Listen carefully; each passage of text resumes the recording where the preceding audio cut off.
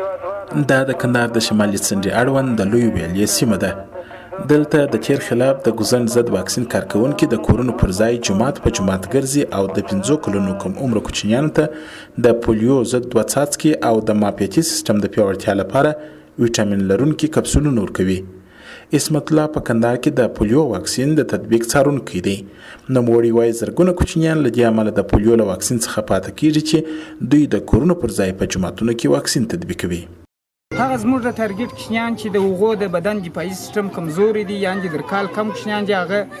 نه پر درسترو کېږي او نه والدین راولي. موږ په بار اعلانونه هم ورته کړي دي نو چې کور په کور سي دا پروسه ډېره به خوندورې او انشاءالله دغه کوچنیان د درکال کم کوچنیان به بیا نه پاتېږي. د کندهار په لیرو پرتو سیمو کې بیا د پولیو ضد واکسین په اړه د خلکو ناسم پوهاوی هم زیات کوچنیان د پولیو له واکسین څخه بې برخې ساتلي.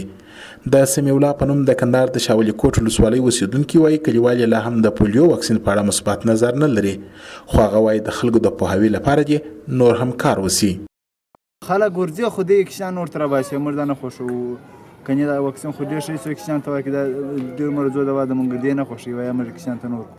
وایي دا بیا کسان به د اخلاق ماته کېږي که څه کیسه ده خو دې نه خوښي وایي موږ دا نور.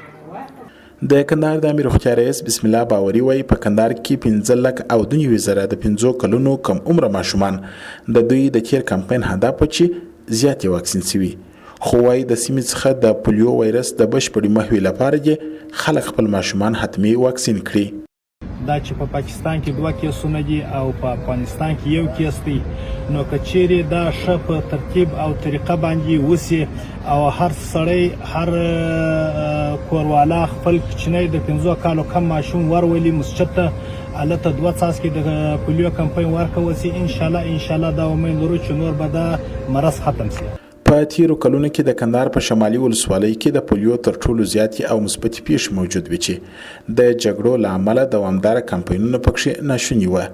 خو تازه د کندهار روغتیایي چارواکو ویلي چې د کندهار ټولو لیرو پرتو ولسوالیو ته لاسرسی لري او د پولیو ضد واکسین په اړه هیڅ ډول خنډ نشته.